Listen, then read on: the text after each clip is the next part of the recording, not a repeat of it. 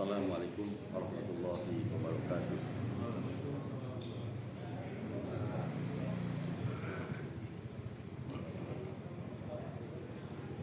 Assalamualaikum warahmatullahi wabarakatuh.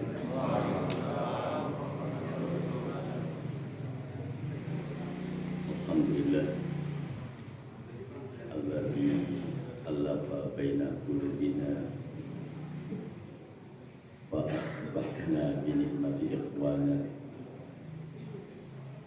Asyhadu an la ilaha illallah wahdahu la syarika lah wa asyhadu anna Muhammadan abduhu wa rasuluhu la nabiyya ba'dah. Allahumma salli ala Muhammadin wa ala alihi wa ashabihi wa man sara ala nahjihi ila yaumil qiyamah. A'udzu billahi minasy syaithanir rajim. Bismillahirrahmanirrahim. Ya ayyuhalladzina amanu taqullaha haqqa tuqatih wa la tamutunna illa wa antum muslimun.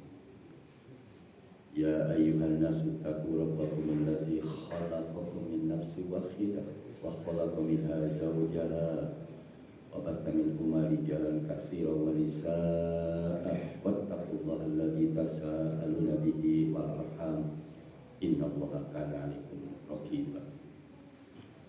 Ya ayyuhalladzina amanu taqullaha wa tanzur nafsum ma qaddamat lighad wattaqullaha innallaha khabirum bima ta'malun.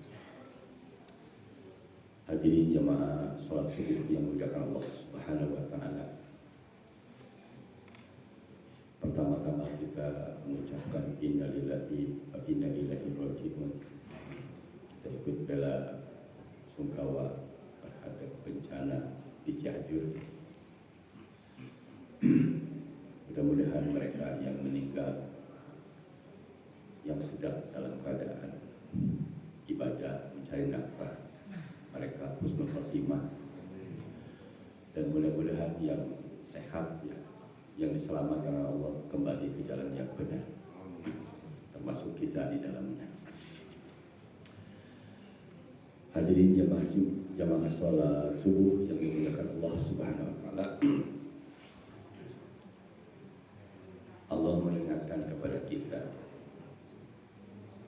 Mari kita buka sama-sama surah Al-A'raf ya, ayat 96 sampai 99. Surah ke-7 ayat 96 sampai 99. A'udzubillahi minasyaitonir rajim. Bismillahirrahmanirrahim. Walau anna ahlal qura amanu wattaqaw la fatahna 'alaihim barakatin minas sama'i wal ardi walakin kadzabu fa akhadnahum bima kanu yaksibun. Apa amina ahlul qura ayyatiyahum ba'suna bayatan wa hum na'imun. Awal amina ahlul qura ayyatiyahum baik duha wa hum yal'abun. Apa aminu makrallah fala ya'lamu makrallah illa al-qawmul khasirun. Kedengaran nggak di belakang?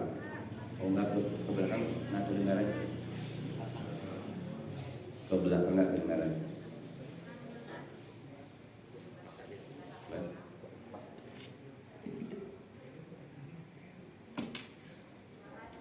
Kedengaran nggak Bu? Kedengaran?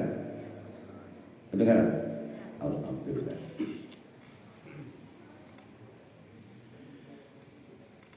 Kita perhatikan Quran surat Al-A'raf ya, surat ke-7 ayat 96 sampai 99. Maka terjemahnya dibaca dulu Ustaz Ahmad.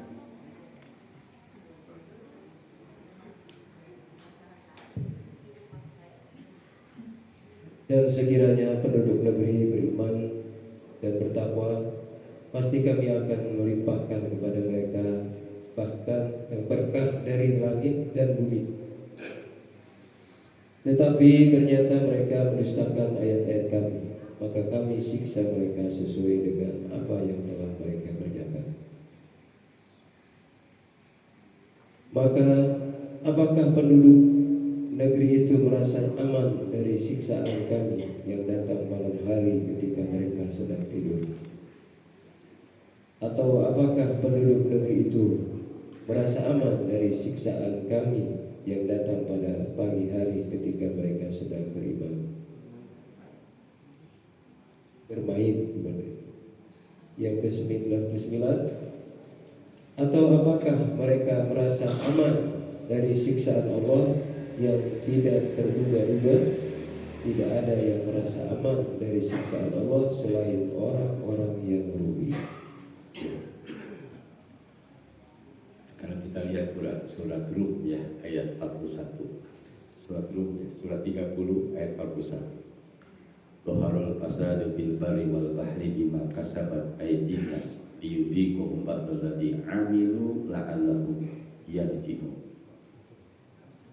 Surat 30 ayat 41. Telah tampak kerusakan di darat dan di laut disebabkan perbuatan tangan manusia. Allah menghendaki agar mereka merasakan sebagian dari akibat perbuatan mereka, agar mereka kembali ke jalan yang benar. Lihat lagi Quran surat Al-Anfal ayat 25, Al-Anfal ayat 25. Wattaqu fitnatan la tusibanna alladziina dzalamu minkum khassah wa'lamu annallaha syadidul iqab. Surat 8 ayat 25. Dan peliharalah dirimu dari siksaan yang tidak hanya menimpa orang-orang yang zalim saja di antara kamu. Ketahuilah bahwa Allah sangat keras siksanya. Terima kasih Ustaz Ahmad. Allah berfirman pasti benar ya. Kalau Allah berfirman pasti benar. Dan Quran itu diturunkan untuk peringatan buat kita. Bukan hanya ngurus sholat saja, bukan hanya ibadah makhluk saja, termasuk yang paling banyak itu masalah-masalah muamalah. Allah berfirman, walau anna ahlal qura amanu wattaqau, kalau seandainya penduduk negeri ini beriman dan bertakwa, lapatahna alaihim barokati minas sama'i wal ardh, pasti kami akan bukakan keberkahan dari langit maupun dari bumi. Ini kata Allah. Walakin kazzabu wa akhadnahum bima kanu yaksibun. Akan tetapi mereka mendustakan ayat kami, maka disiksa mereka disebabkan karena perbuatan mereka. Jemaah salat subuh muliakan Allah Subhanahu wa taala. Di satu sisi kita harus prihatin dengan musibah. Bagaimanapun juga kita tidak boleh masa bodoh. Makanya alhamdulillah tadi ada perwakilan dari sini 4 orang yang berangkat. Kenapa? Karena kata Rasulullah, bukan umatku orang yang tidak peduli dengan sesama muslim. Jadi kepedulian itu penting, harus. Nah, cuma kita juga harus introspeksi diri. Karena orang yang baik itu adalah orang yang selalu introspeksi diri. Muhasabah, kalau bahasa lainnya, muhasabah, mengkalkulasi amal-amal yang kita lakukan. Karena apakah ada hubungan dengan masalah itu? Iya, jelas ada hubungannya. Mungkin kalau bapak baca atau ibu baca sejarah, baca sirah, ingat gak Rasulullah pada saat dakwah di Taif ditolak ya oleh semua tokoh Taif, itu semuanya nggak ada yang terima satupun. Bukan hanya tidak terima, Rasulullah menyampaikan dengan baik-baik. Nah, kalau tidak terima tidak apa-apa, tapi jangan menyampaikanlah kepada yang lain. Ya namanya orang yang kafir, yang benci dengan Islam, tidak akan patuh terhadap apa yang disampaikan Rasulullah, karena tidak percaya dia sebagai seorang nabi, tidak percaya dia seorang rasul.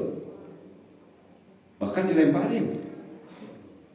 Budak-budak, anak-anak kecil itu melemparin Rasulullah Muhammad SAW. Lantas malaikat menawarkannya.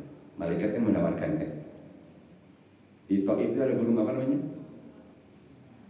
Di Taif itu ada gunung apa namanya? Gunung Ahsabin. Coba dibaca sirahnya ya. Gunung Ahsabin. Malaikat menawarkan, bagaimana kalau Orang Taif itu udahlah habisin saja, letuskan gunung kan gitu. Coba baca sirahnya ya. Makanya kalau baca Quran, baca juga hadis, baca juga sirah supaya kita wawasannya luas ya.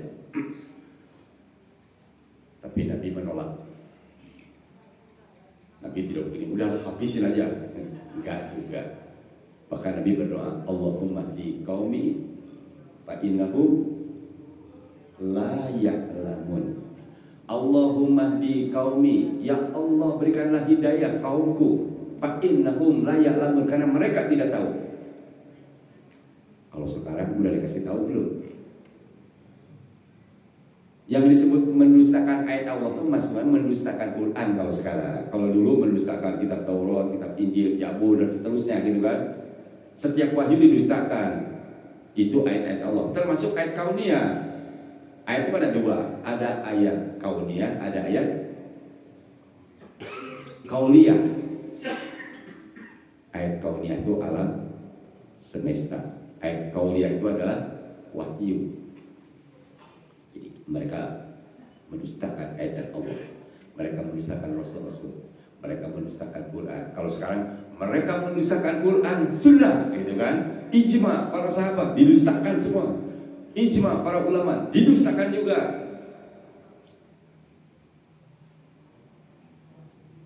Padahal kalau diterima itu pasti Allah akan bukakan keberkahan dari langit maupun dari itu pasti kan Allah. Karena Islam itu kan agama yang sangat luar biasa. Bahkan Islam itu disebut agama rahmatan lil alamin. Jangankan manusia, binatang saja harus berkorban dengan cara yang baik. Karena Allah ciptakan kan ekosistem ya. Kalau dirusak yang satu, yang lain pasti ada bermasalah. Islam itu luar biasa. Jadi rahmatan lil alamin itu pada saat masyarakatnya itu Islami. Pada saat masyarakatnya itu beriman dan bertakwa, terutama para pemimpinnya ya. Karena disebutkan kalau seandainya penduduk negeri ini beriman dan bertakwa, berarti pemimpinnya juga beriman bertakwa. Penduduknya beriman bertakwa, berarti pemimpinnya beriman bertakwa. Pemimpinnya terutama para pemimpin. Pemimpin itu penting dalam Islam. Makanya Rasulullah, coba baca sirah lagi ya. Pada saat Rasulullah wafat,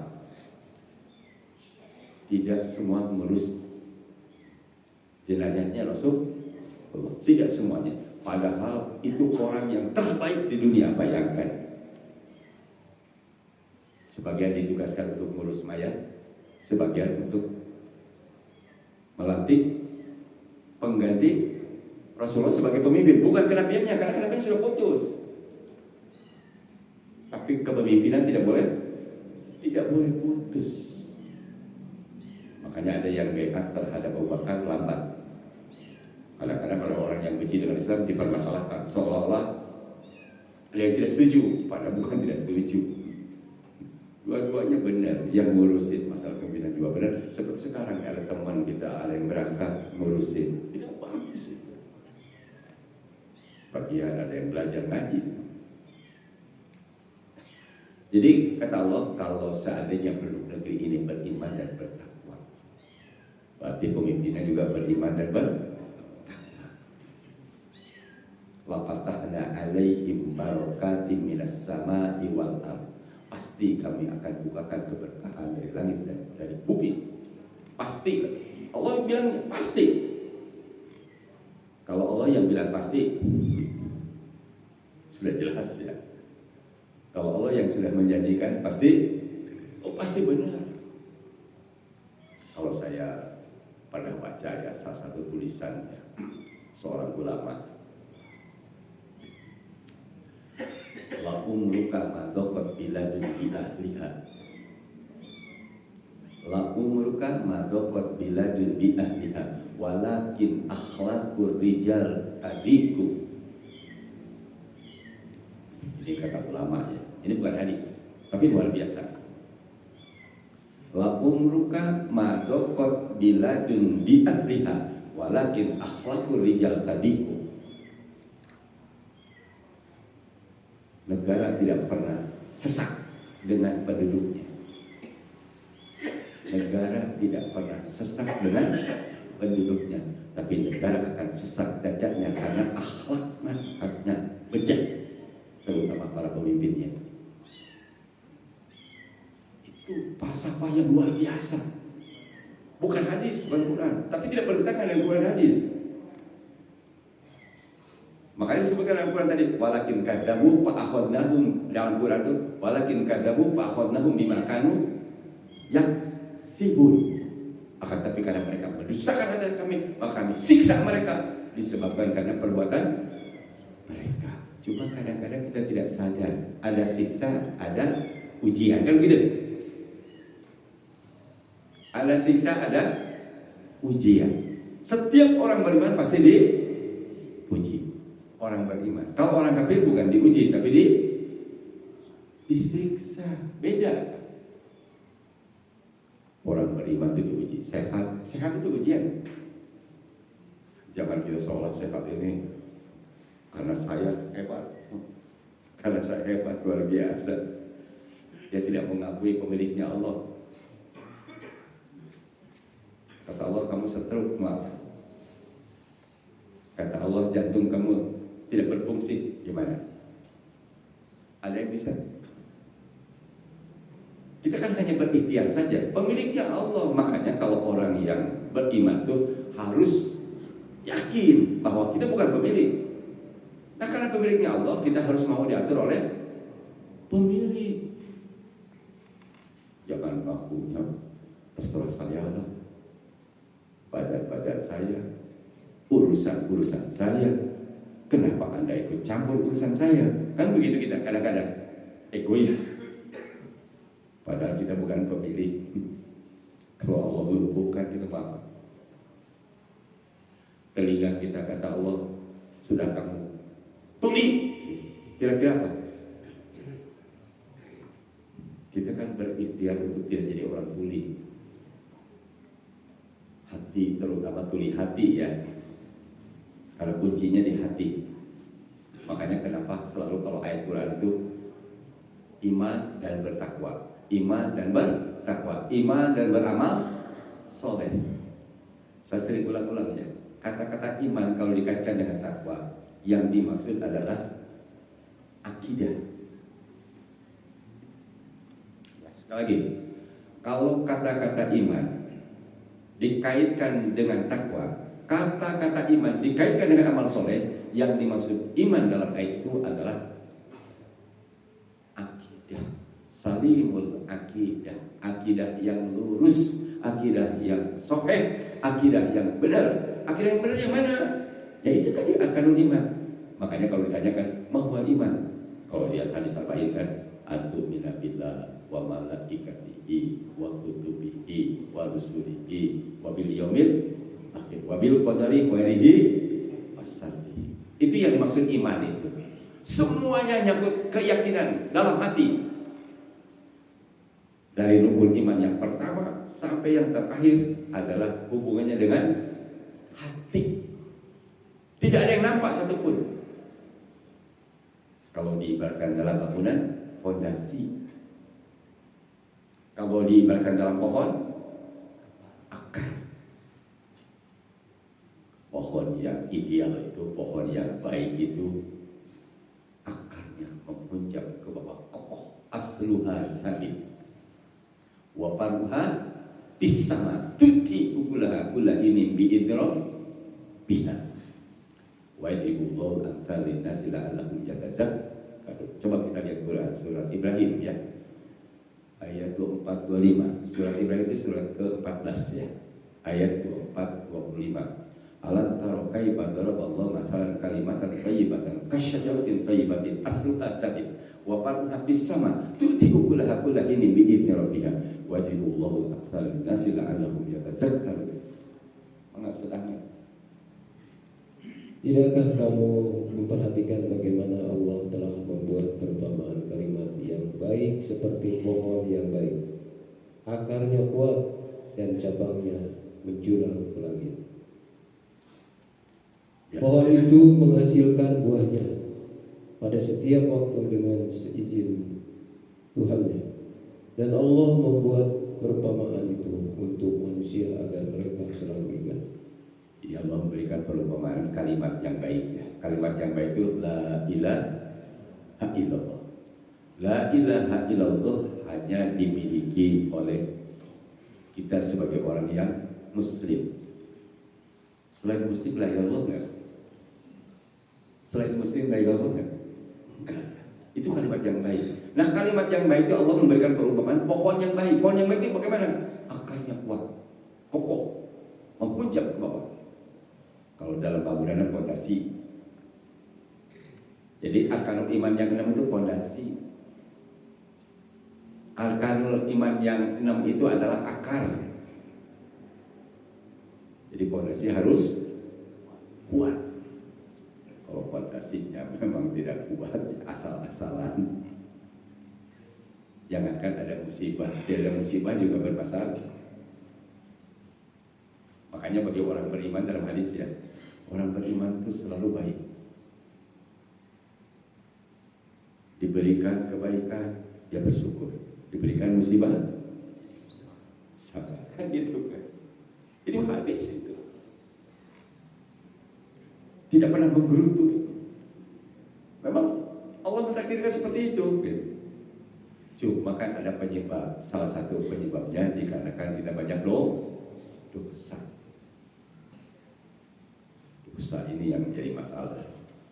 Kita kadang-kadang tidak merasa seolah-olah kita disuci. Seolah-olah ini kita ini dalam keadaan baik. Jangan merasa diri kita suci. Fala tuzakku anfusakum. Kata dalam surat An-Najm itu ayat 32 ya. Fala tuzakku anfusakum. Jangan merasa diri kalian suci. Nah, kembali tadi kepada masalah akar ya. Jadi arkanul iman yang 6 itu akar. Fondasi harus kuat itu. Itu yang disebut salimul akidah. Tapi tidak hanya salimul akidah, tapi sahihul ibadah. Nah, itu sahih berarti tadi batang yang terus daun. Lantas matinul khuluq, akhlak yang baik, itu buah itu. Nampak nggak semua itu? Pohon, daun, gitu ranting, nampak ya? Kelihatannya sholat 5 waktu, saum di bulan Ramadan, belum yang sunat-sunat dan sebagainya lagi. Bagi orang yang sudah nisab zakat, bagi orang yang sudah mampu haji, kan gitu kan? Itu kelihatan semua. Ibadah atas berbuah setiap musim dengan izin Allah. Akhlak penting nggak? Oh penting. Tapi nggak mungkin buah ini akan baik, akhlak ini akan menjadi baik kalau akarnya sakit. Apalagi kalau mati itu akarnya gitu. Jangan harap ya kalau mati itu berharap berbuah.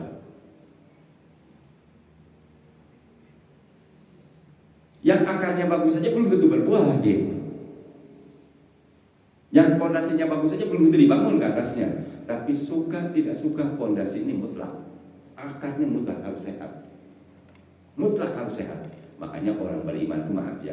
Kalau dia mati dalam keadaan beriman, sekalipun punya dosa besar, maaf dosa besar seperti mencuri dan sebagainya lah, menyakiti orang, itu masuk neraka dulu. Habis dosanya masuk surga. Kenapa? Karena masih punya iman. Tapi kalau imannya tidak ada, maaf ya, orangnya dermawan, dengan tetangga baik, tidak pernah nyakiti orang, masuk surga enggak? Tapi dia kafir, masuk surga enggak? Enggak bakal masuk surga. Enggak bakalan. Lantas ada orang mengatakan lebih bagus orang yang kafir tapi baik daripada orang yang beriman tidak. Itu salah kan? Itu keliru itu sangat keliru. Orang beriman itu sepanjang dia masih arkanul imannya yakin dengan yang 6 pasti masuk surga, walaupun harus lewat neraka dulu.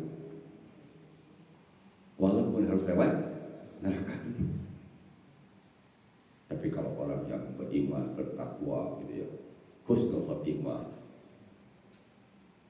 dengan kuasa Allah, dengan rahmat Allah, dia tidak masuk neraka dulu, langsung masuk surga. Dan kalau orang sudah masuk surga, tidak mungkin masuk neraka. Tapi kalau orang masuk neraka yang beriman, itu di ujungnya masuk surga.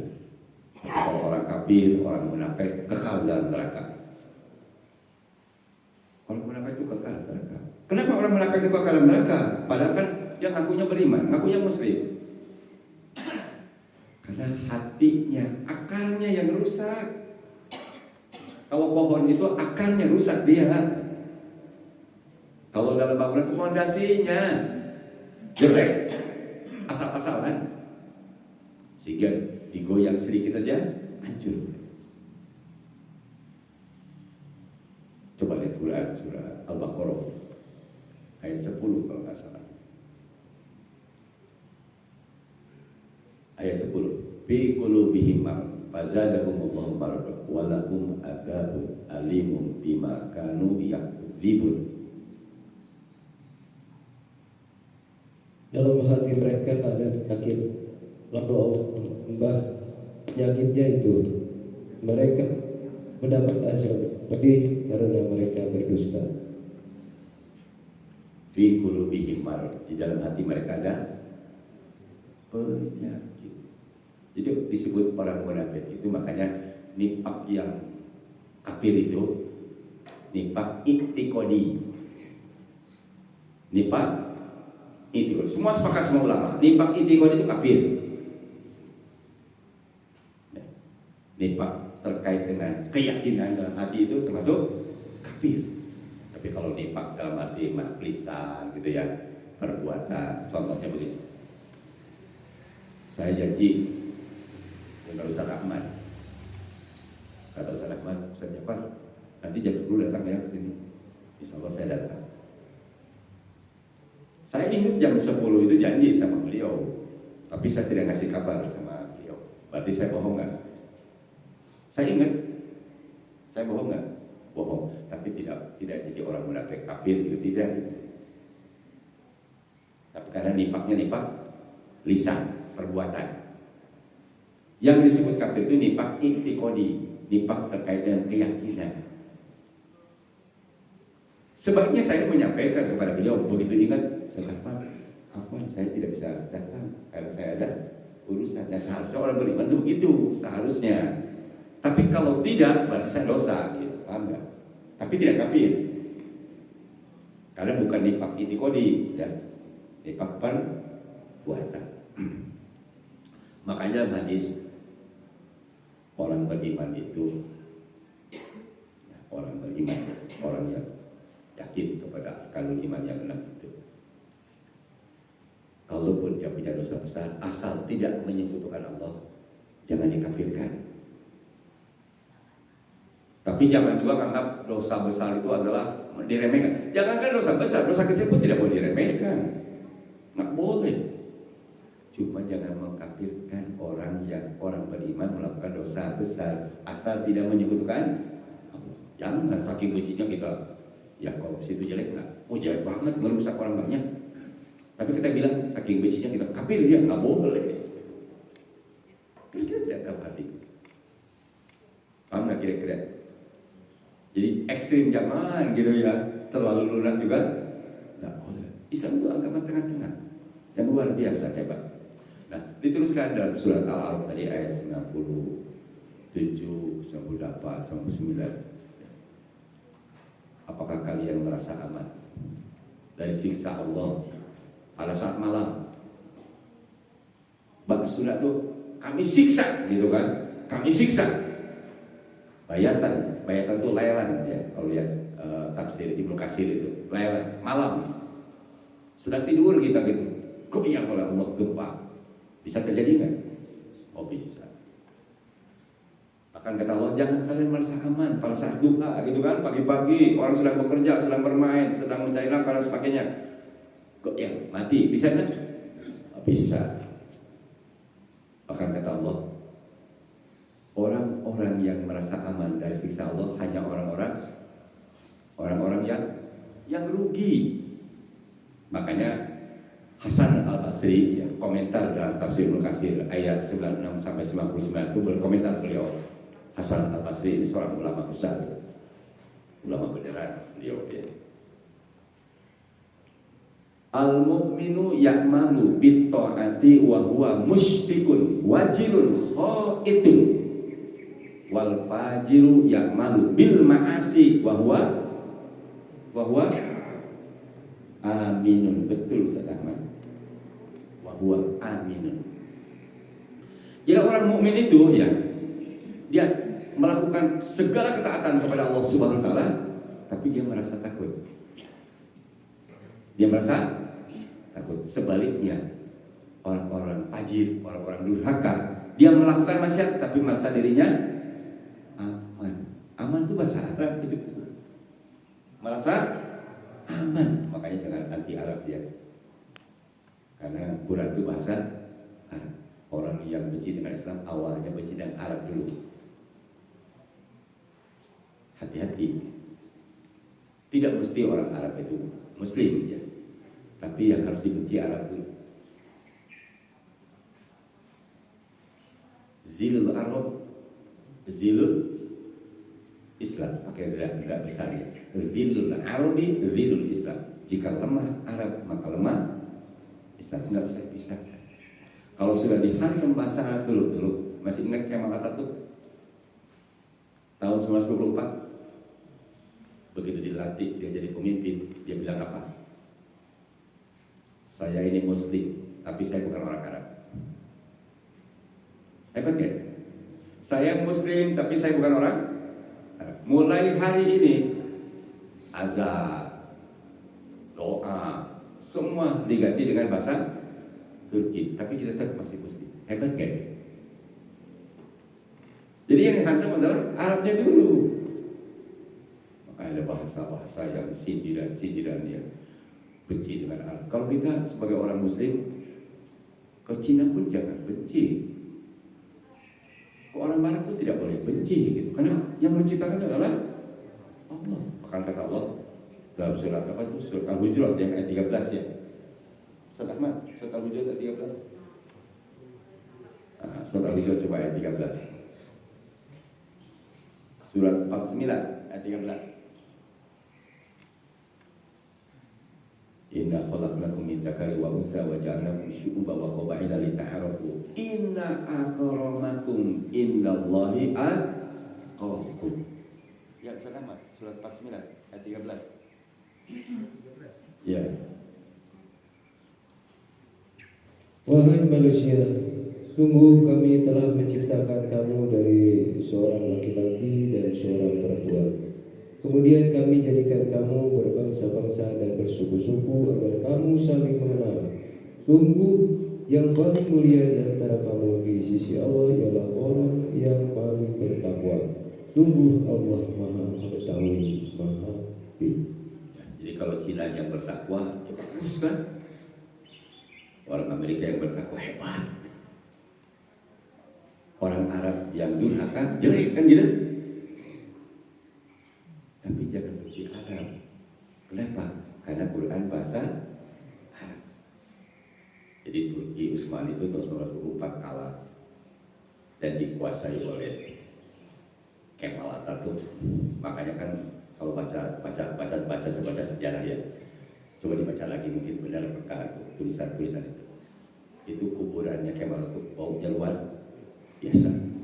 Saya pernah baca enggak? Luar biasa baunya.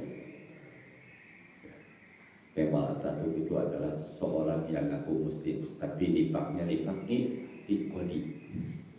Tapi ada orang yang bangga dengan Kemal Atatürk. Itu yang bangga itu sama dengan pembenaran terhadap ajaran yang dibawa Kemal Atatürk. Itu penyakit juga ya.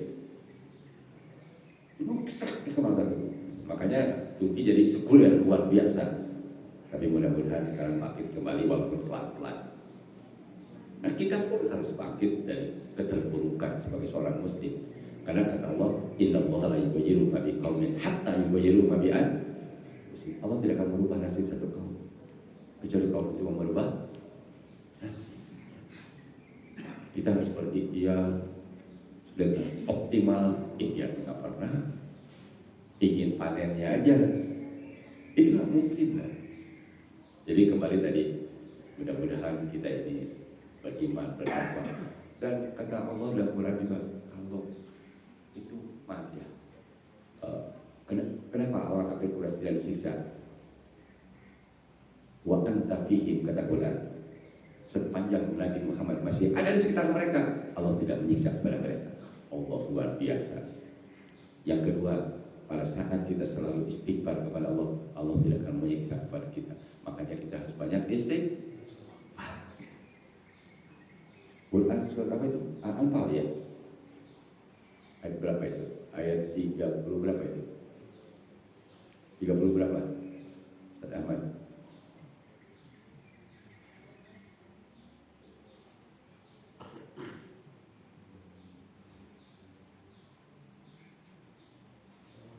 Ayat 30, 32, 30 berapa?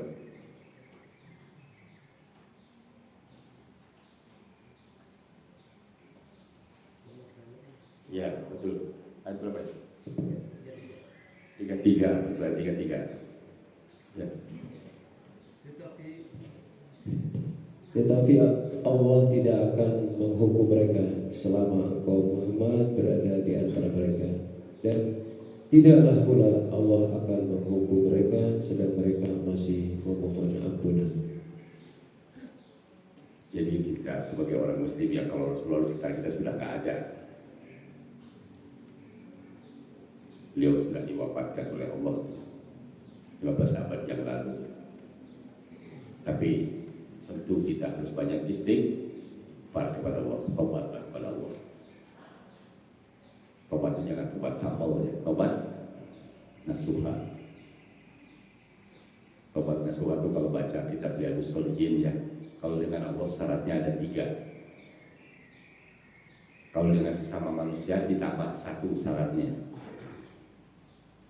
Tapi dengan Allah gampang, syaratnya 3 cukup.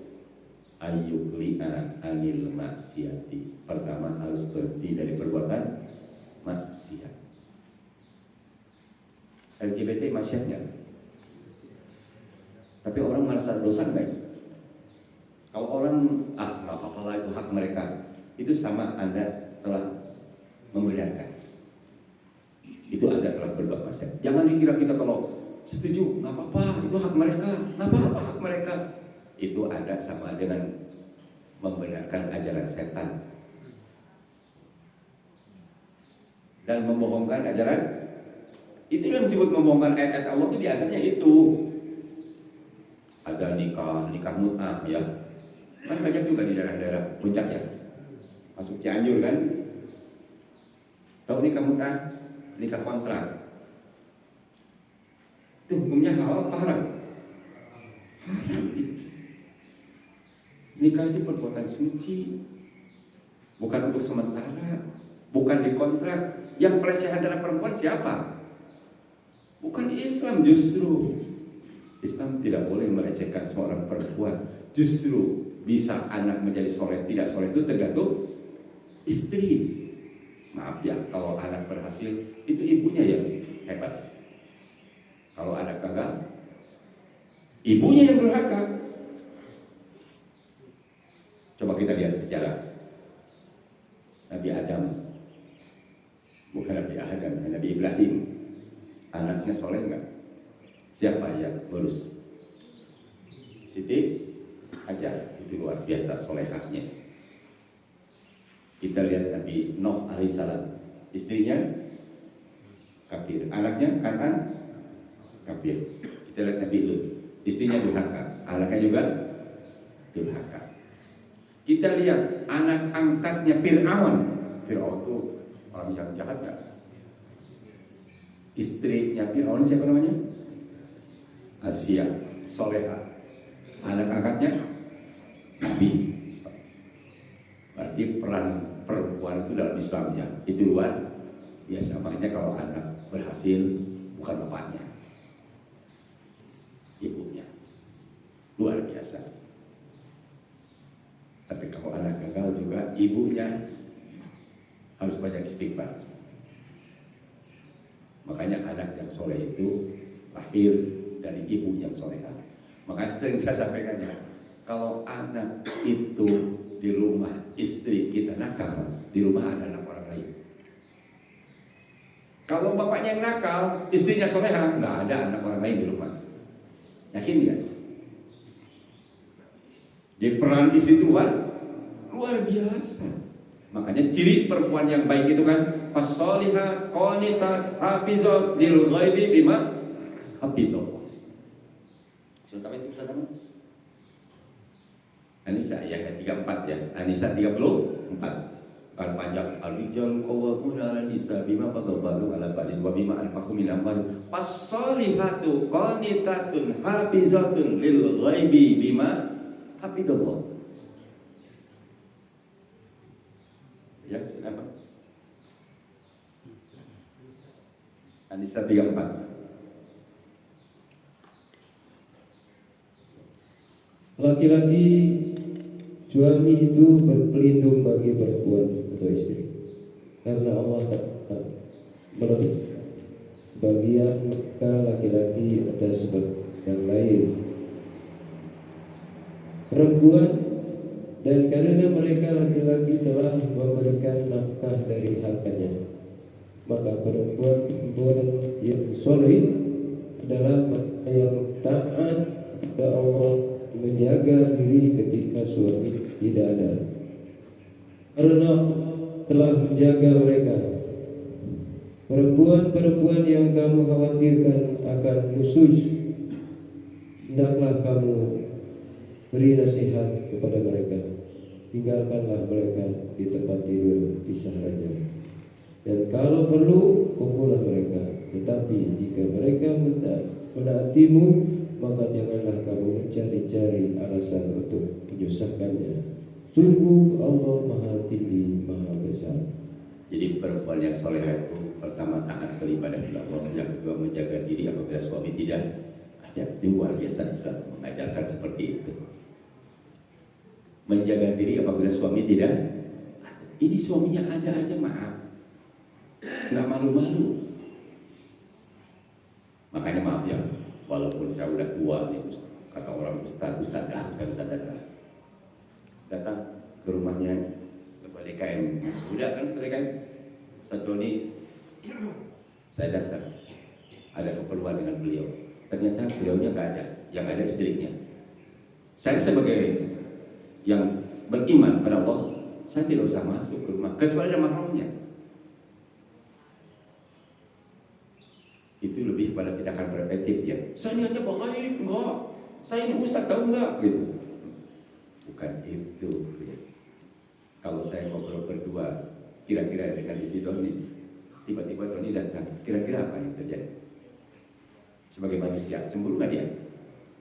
Akrab itu ngomongnya, apalagi saya pegang-pegangan, namanya kira-kira apa? Kalau Ustaz Doni senyum-senyum, nggak normal Ustaz Doni. Ustaz Jabang udah tua, ini Ustaz nggak mungkin, nggak apa-apa.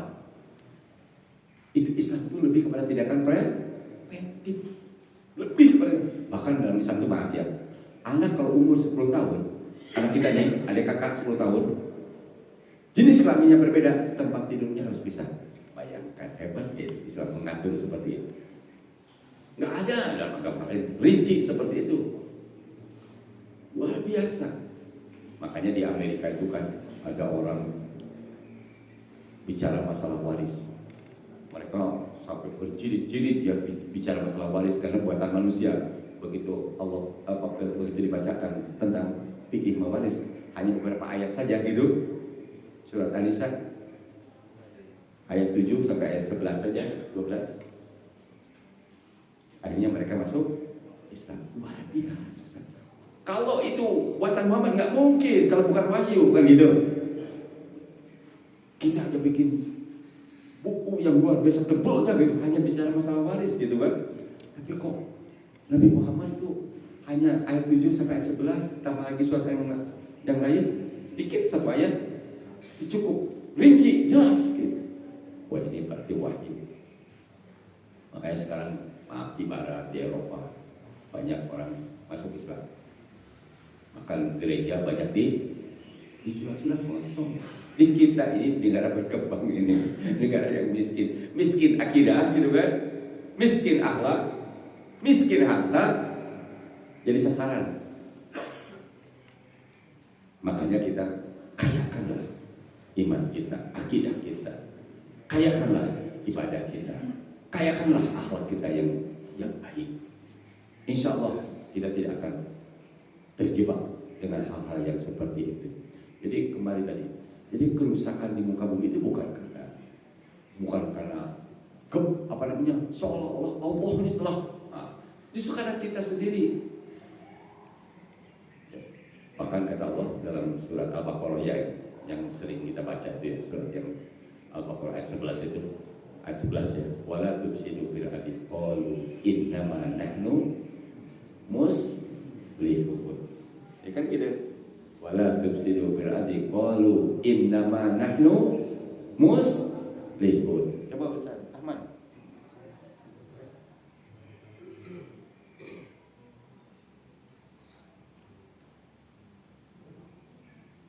Apabila dikatakan kepada mereka, janganlah berbuat kerusakan di bumi, sesungguhnya kami justru orang-orang yang melakukan perbaikan. Ya. Kan kalau kita katakan merusak di muka bumi itu bisa merusak alam semesta, lingkungan, ada yang merusak akhlak, akidah, akhlak. LGBT merusak apa itu? Pergaulan bebas merusak apa? Minum-minum alkohol itu termasuk merusak? Merusak semua. Tapi kita akan ridho dengan kerusakan itu. Nah kalau ridho berarti sama dengan melakukan. Bahayanya itu kalau ridho ya. Makanya kata Rasulullah, idza ra'a minkum munkaran falyughayyirhu bi yadihi, fa illam yastati' fa bi lisanihi, fa illam yastati' fa bi qalbihi, wa dzalika adabul iman. Jika Anda melihat kemaksiatan, rubahlah biadi. Biadi itu dengan kekuasaan, maksudnya instruksi presiden. Nah gitu kan, itu biadi itu. Kalau kata presiden, LGBT itu dilarang di Indonesia, jadi enggak? Jadi gampang ya, gampang sekali dengan kamu. Makanya Utsman bin Affan menyampaikan kepada kita, asal sahabat itu lebih hebat daripada ulama biasa. Tingkatannya, maaf ya, sahabat Muhajirin Ansor itu tingkatan yang luar biasa. Ya kalau dibandingkan Imam Syafi'i jauh lah lebih hebat Utsman bin Affan. Coba kita kan kadang-kadang ini imam yang paling luar biasa. Ya kalau dibandingkan sahabat menjawab. Kita juga dibandingkan Imam Syafi'i nggak ada apa-apanya. Imam Syafi'i itu orang yang soleh luar biasa.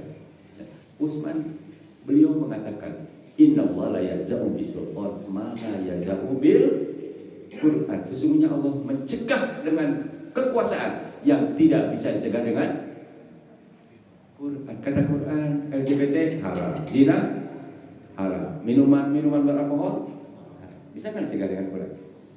Ustaz yang mencegah bisa nggak? Menyampaikan Quran kan tadi. Tapi dengan kekuasaan bisa nggak? Bisa nggak dengan kekuasaan? Bisa.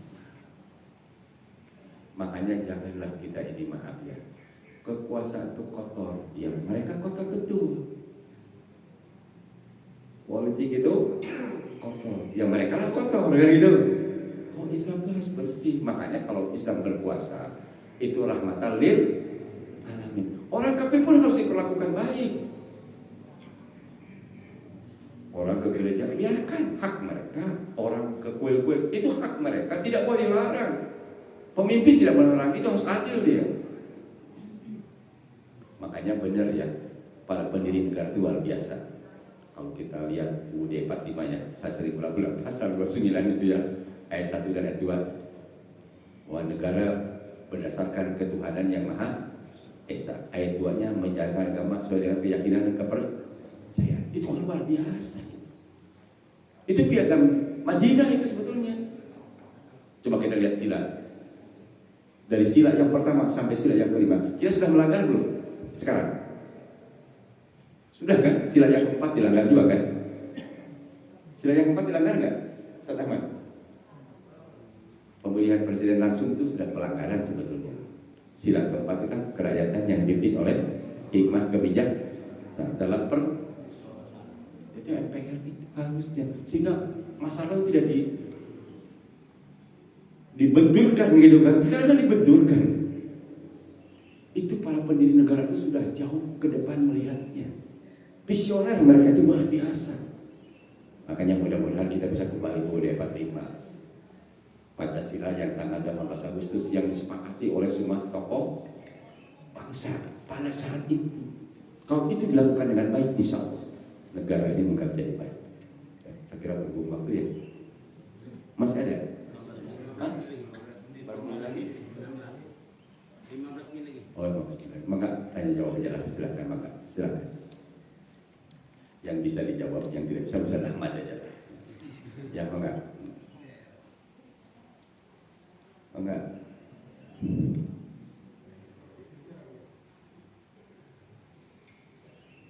Ya, di samping Ustaz Ahmad mau nanya kelihatannya, enggak. Ya, enggak. Di samping Ustaz Ahmad mau nanya enggak.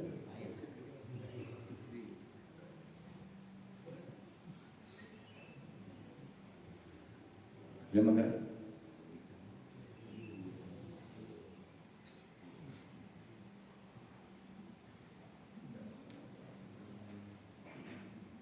Gak ada yang nanya. Oh ya, maka. Waalaikumsalam warahmatullahi wabarakatuh. Kan tadi akidah tauhid. Kalau di Quran itu ada beberapa yang terekam. Umumnya itu ya katakan kalau nggak tidak beriman tuh kafir. Ada satu tokoh kalau dilihat di Quran itu walaupun nggak sebut namanya tapi ya kakek dari Nabi Muhammad, Abdul Muthalib. Itu kalau lihat sejarahnya kan anak mereka itu kan kafir semua kecuali dua setelah Nabi Muhammad turun, Hamzah sama Haris sebenarnya. Nah, Abdul Muthalib itu bisa dibilang kan kafir ya mungkin ya, Allah alam ya, atau ikut akidah dari Ibrahim nggak tahu. Tapi dia terekam itu baik di Quran, contohnya Hafil dan keberadaan sumur Zam-Zam sampai sekarang. Semua penjelasan itu akidah Abdul Muthalib itu. Pertanyaannya apa? Maaf. Ya akidahnya dari Abdul Muthalib itu. Ya. Makasih. Jadi begini, Rasulullah itu kan lahir ya dari anak, dari bapaknya Abdullah ya. Abdullah itu anak Abdul Muthalib. Jadi Abdul Muthalib itu punya anak 10. Yang paling kecil itu adalah Abdullah Bontot. Abdullah ini Bontot. Jadi Abu Thalib termasuk buahnya Rasulullah. Ya, buah.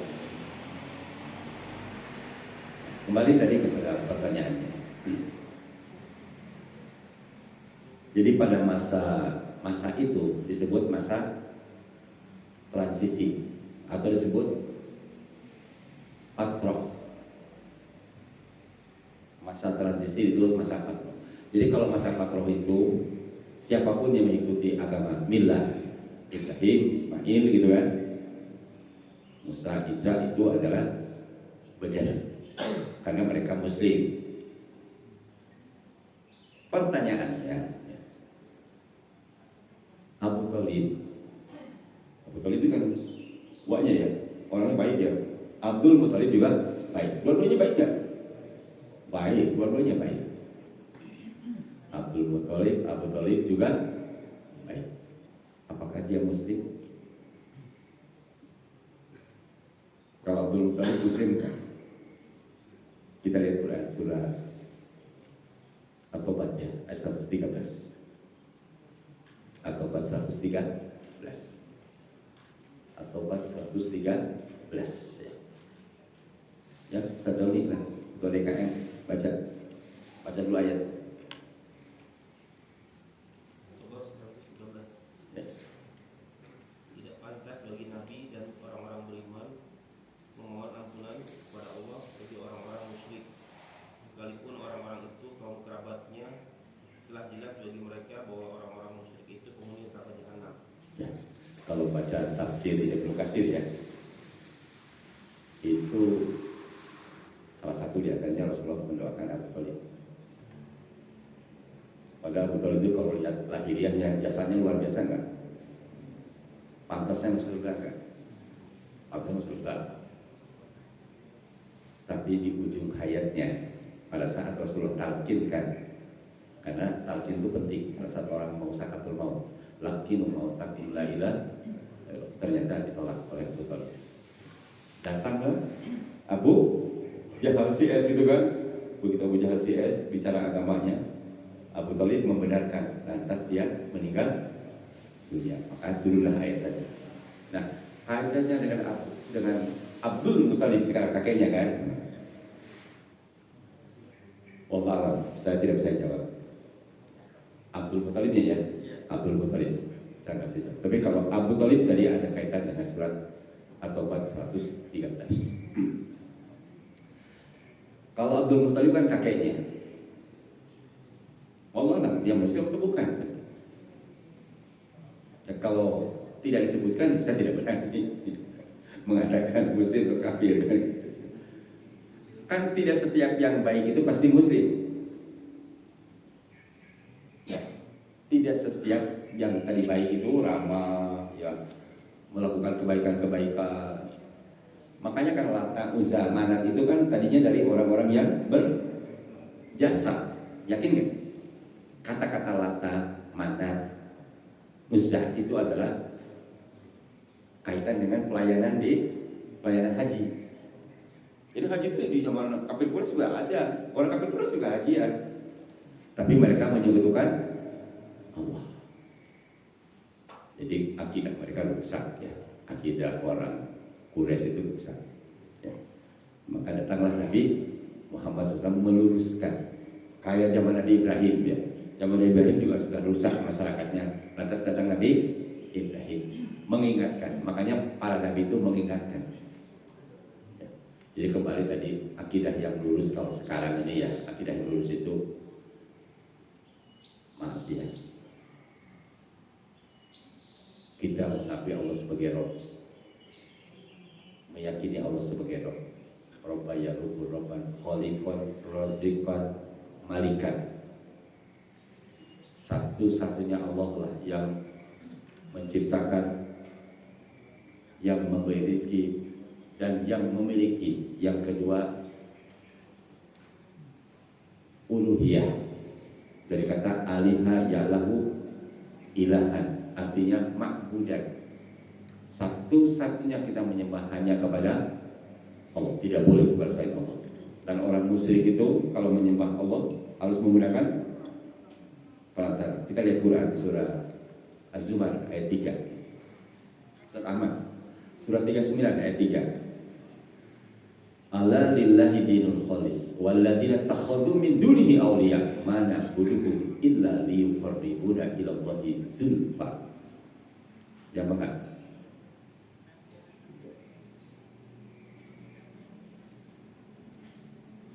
Ayat 3 surah 39.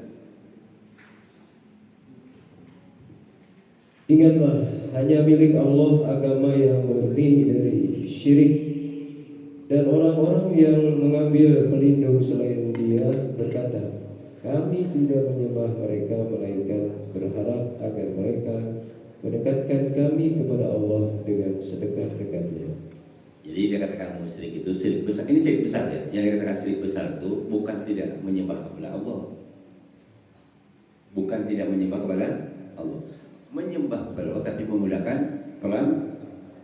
Itu yang dikatakan menyembah kepada Allah. Kalau orang tidak percaya kepada Allah, ateis. Kalau dikatakan musyrik itu dia percaya satu-satunya Allah. Makanya kan Abu Jahal CS ya, yakin Allah itu yang menciptakan, Allah yang beri rizki, Allah yang memiliki. Tapi pada saat menyembah kepada Allah, dia menggunakan peran, yaitu Lata, Uzza, Manat. Nah, kalau kita perhatikan Abdul Muthalib tadi, Abdul Muthalib itu punya anak kan 10. Diundi ya, ingat nggak? Diundi, saya jadi ingat sedikit ya. Diundi dengan berhala. Ternyata yang jatuh undiannya kepada Abdullah, kan itu kan? Sehingga digantilah dengan onta-onta yang mahal, onta merah kan gitu. Berarti akidahnya gimana? Rusak ya. Jadi diundi, dikorbankan maksudnya untuk karena keyakinan. Makanya banyak orang yang mengeluarkan ke gunung kan gitu kan. Tapi dia bilang saya muslim. Nah itu ya kata menyebutkan Allah yang begitu. Subhanallah. Ada orang yakin sholat juga, tapi datang ke dukun paranormal. Itu juga menyebutkan Allah. Hati-hati, jangan terjebak kita ya. Jadi yang dikatakan menyebutkan Allah itu justru beribadah kepada Allah, tapi menggunakan perantara. Maka di situ disebutkan, mana belum kami tidak menyembah mereka. Illa liyuqarribuna ila Allah zulfa, kecuali hanya dalam rangka untuk mendekatkan diri kepada Allah, karena mereka sudah dekat gitu, mereka sudah lebih dekat. Itu yang dikatakan menyebutkan Allah subhanahu. Makanya dukun aja orang yang bodoh, cuma yang datangnya lebih bodoh disebut orang pintar. Bukan pintar, dia bisa mintarin orang gitu. Makanya saya sering bilang ya, kalau datang ke dukun, bawa duit di sini 500 perak di atas topi, di sepatu gitu. 50 perak, itu 50, 500 lah, berapa aja lah gitu. Di celana belakang. Terus suruh taksir dulu sama dukunnya, ada berapa tuh duit jumlahnya. Harusnya tanya dulu kan? Tanya dulu dukunnya. Duit yang ada di kantong kita jangan tahu jumlahnya, bagaimana meramal. Ya, jadi jangan suka datang ke dukun paranormal, ngadu nasib. Manusia itu wajib ikhtiar, lantas berdoa kepada Allah. Makanya iya karena budu, iya karena hanya kepada Engkau kami menyembah dan hanya kepada Engkau kami mohon pertolongan. Jadi kalau saya lihat jemaah ya, Abdul Muthalib ini pernah mengundi ya anak-anaknya dan jatuhnya justru kepada Abdullah.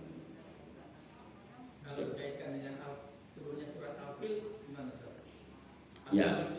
Ya, Al-Fil itu kaitannya kan itu maaf ya, doa orang seperti itu ya bukan karena Hanif ya. Ya Al-Fil betul Al-Fil. Kalau kaibah kalau kebiasaan Al-Fil itu ya.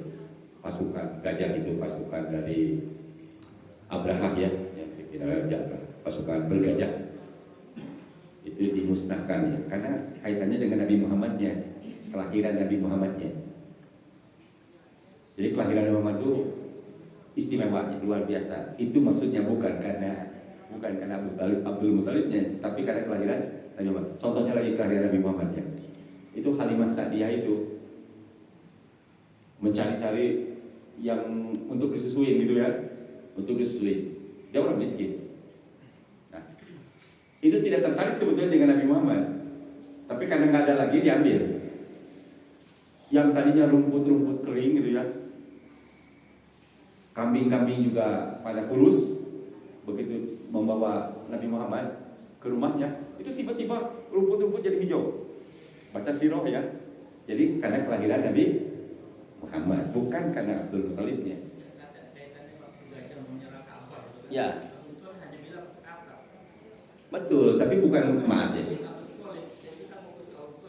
Ya, maksud saya bukan karena Abdul Muthalibnya, tapi karena kelahiran Nabi Muhammad. Kan dibawa ke Ka'bah ya.